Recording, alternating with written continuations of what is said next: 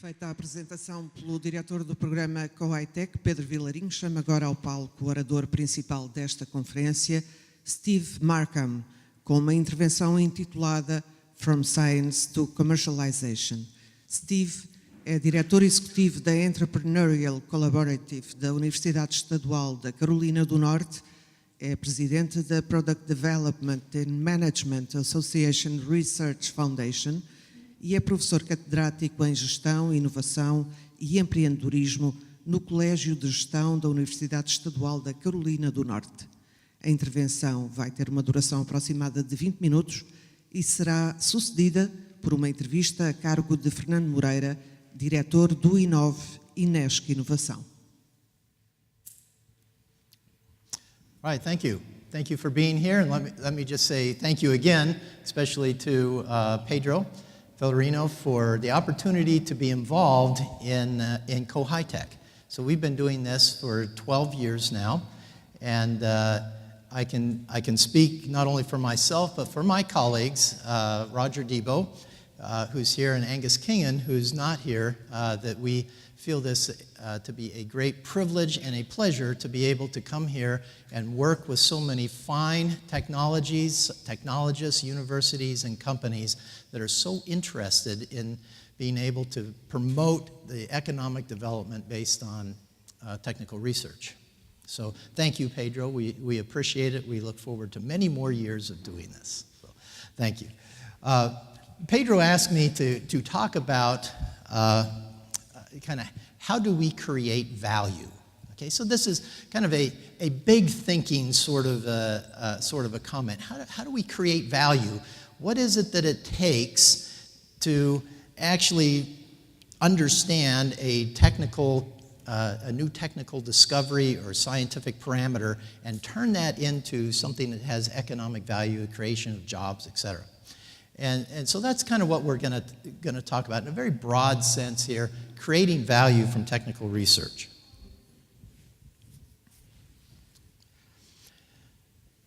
In the largest sense, Co-High-Tech is an experiment. It's an example of how we can create value through us rather than through a powerful organization of some sort. So if you could imagine, when we concentrate power, economic and political power together, whether it be in government, in corporations, unions,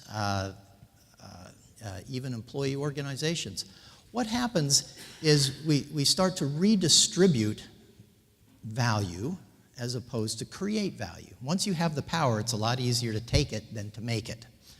Okay, so that leads us to kind of wealth redistribution. And when that happens, people stop creating wealth because it's going to be redistributed. That leads to kind of a poverty spiral that is very difficult to get out of. All people really need to create value, and this is one of the main assumptions, I think, in Co-High-Tech, is that all people need is the opportunity, and they will create value. We as individuals want to do something. We want to create value. We want to do something important. We'd like to get paid for it along the way as well. So what we want to be able to do is kind of set the stage here for, well, how do you create value in a place where there's not some dominant power structure? And so you'll see that the construction of Co-High-Tech is really one in which it's independent of governments, industry, employers, even investors to some extent, in that it tries to balance out both the work and the rewards and creates a network in which people can together create value. So that's kind of a deep philosophical point on this. This isn't meant to be political. If you want a political discussion, particularly about American politics, Roger would be glad to have that conversation with you. All right, but over the years, we've seen a number of different mechanisms by which value has been trying to be created through this technical research. One of them is sponsored research. So companies go to universities or national laboratories and they say, hey, I want you to make something that solves this problem. We also see universities as well as companies licensing to each other to create additional value within organizations. Of course, what Co-High-Tech has really focused on is the use of both university and corporate and national laboratory technologies as vehicles or as the foundation to start new companies. All of these together kind of create this thing that we call technology commercialization. It's that process, the mechanism, the network of various people along the way that's needed in order to create that value. Now we're going to talk about a little bit later reverse Co-High-Tech. I'm just going to leave you with that in a minute. I'll get back to it, I promise. So there's been a number of different waves in the history of technology commercialization. The first way we started to try to create value out of technologies is we would get people that had done it before, and we'd bring them in and they'd tell stories about how this would happen. Okay? Very motivational, not so instructional. Okay, so we started then to say, well, what skills are necessary? Marketing, finance, accounting, the technical skills themselves, operations management, those sorts of things. So we went into, well, what skills do you need? Well, we found that was not sufficient enough either. So then we started talking about, well, there's resources involved with this. You have to have access to the resources, so let's try to make sure that we connect the combination or make the combination of the market and technology and how do they actually fit together. And we realized that doesn't just happen. You have to have a process. Research has definitely shown that decision-making, particularly in new areas, is very much facilitated by the success goes way up when you have a process or an algorithm that you follow in order to make a decision. It's been found that we as people make very good inputs to these kinds of decisions, but oftentimes we have a lot of bias and baggage when it comes to actually making a clear, logical decision. So process is an important part of technology commercialization. It's just too complex to kind of do it by gut feel. Now, I've mentioned networking a few times already. Definitely what we have found, even with everything else going well, you got the technology, you got skills, you got resources. If you don't have a network that is able to pull together the many disparate pieces of information from the market, from the technology, from government agencies to particularly individual distribution and marketing channels, there's just nobody that knows all of that for every industry. So it really turns out to be something that you have to network for. So here's the general model. We have early research, and that may be by faculty or scientists in corporations or in government laboratories. That can be sponsored research, or it can be grants, whatever the source of funding or the location of a researcher is, that can be used as an impetus for value creation. Particularly if we're coming out of a university, the idea of access to intellectual property rights is very important. It's almost impossible to form capital around a new technology that does not have freedom to operate. That is, if there are other patents in the place or if you don't have patent protection yourself. We have been using in Co-High-Tech for all these many years kind of some type of course to get the technology and the investors ready, the technology and the technologists ready for an investment. And so some kind of investment-ready course is what we have been offering for these 12 years. Then we have this area after we've vetted the technology as a business opportunity, and now what we want to do is see if it really has the kind of validation in the market in order to make a larger investment. So this kind of proof of concept stage is critical to go from the laboratory to market.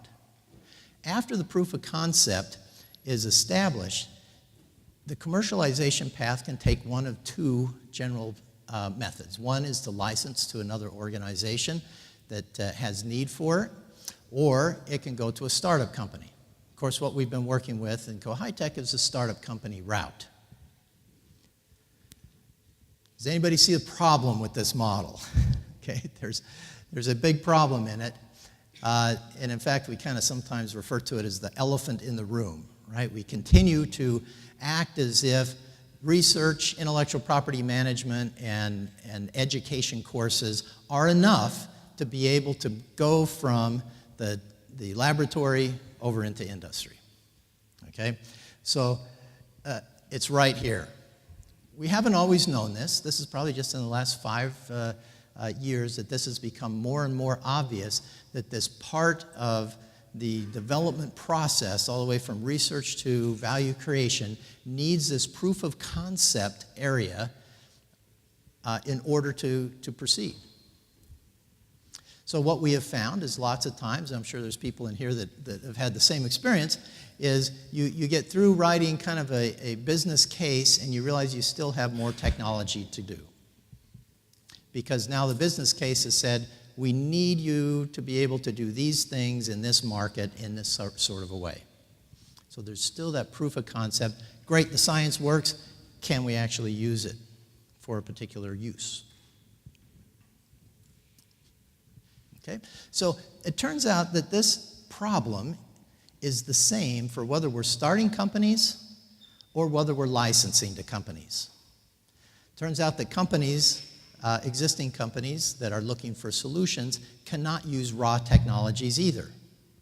Just as a venture investor cannot invest in early stage science, neither can corporations. So in both cases, we need to go through this proof of concept sort of a phase.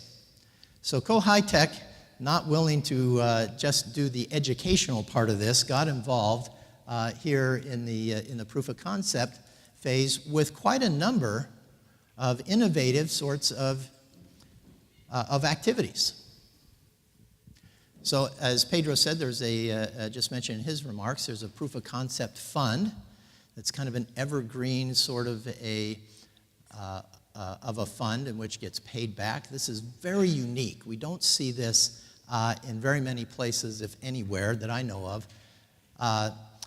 There's the creation of a virtual company. So after the course, those of you that have been through the course know that after the course, a virtual company is established in which experienced managers from industry come in and help guide the direction of the proof of concept towards actual useful products and services.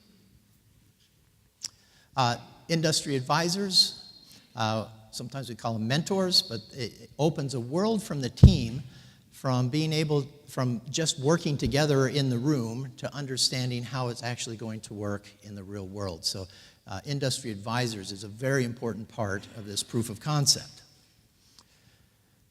Direction, where to go, and then of course guidance, how to get there. And then finally, on the other side of proof of concept, there's access to further investment. So do you see how this works? This is kind of the networking approach here now to be able to go all the way from research to either a startup or a licensing event. So at this point in time, I could kind of end my presentation and say, haven't we done a good job, right? We can do that. But again, Pedro's kind of not the kind of guy to sit around and leave things well enough as they are.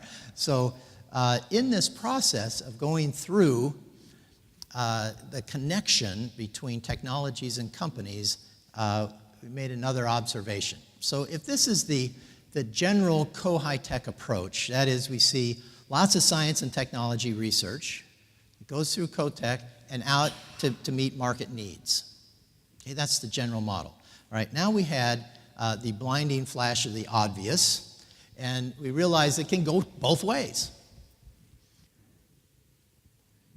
so that we can actually start with market needs, go through the same proof of concept process, leverage the same sort of industry experts to give guidance and direction to the development of technologies to be going from not only from the university out into the market, but to understand the market needs and look for the appropriate technology within universities or national labs.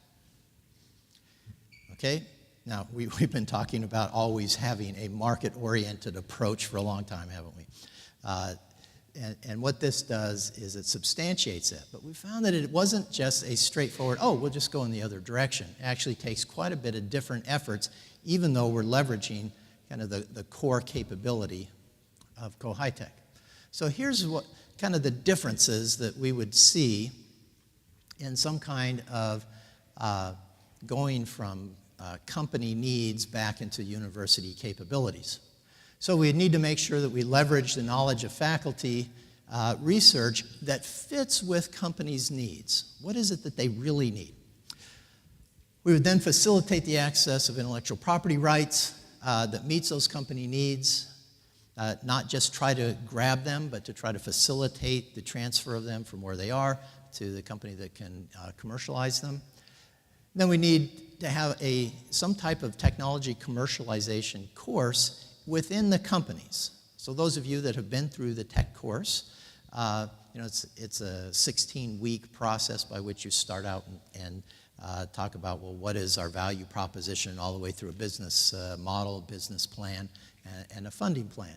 So that same process of understanding how you break down what technologies can do and then understanding those capabilities in terms of commercial value is the same set of skills that we find that companies don't always have distributed very well across their companies. So this will become an important part of a reverse Co-High-Tech. So then what would happen, this is just kind of our thinking about this, but Pedro's working on various models of this. What would happen then is a temporary R&D company would be formed once that technology has been found that then works on that technology to turn it into the solution that the company's working for. Finally, what would happen to complete the transfer of the technology, the company that was sponsoring this particular research at this point would then acquire the company along with the intellectual property rights. So that's reverse Co-High-Tech. Does that make sense? Okay, so we've talked about Co-High-Tech and the courses and the people that are involved in it, and now we're thinking about what if you turn that around and went the other way?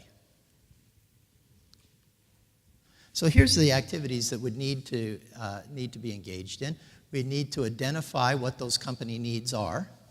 Now again, with Co-High-Tech being involved with so many companies over the years, that's pretty well known. We have warm contacts and understanding between various industries and what's available at universities. We have used the tech training mechanism not only in various university settings, but quite a number of corporations are now using it as well. Once the companies understand how to commercialize technology, we then do a search across the universities to meet the needs that they have identified. Part of the training for the companies will be needs identification and how to translate those into technical requirements. Then the formation of a cooperative R&D company takes place, and that's really where that common problem, the proof of concept work, takes place. Okay, so that's how we fix the proof of concept problem in an industry setting, in addition to the various ways that Pedro had mentioned how we fix it in a university setting. So in summary, Co-High-Tech has created this ecosystem connecting researchers to market for startup companies.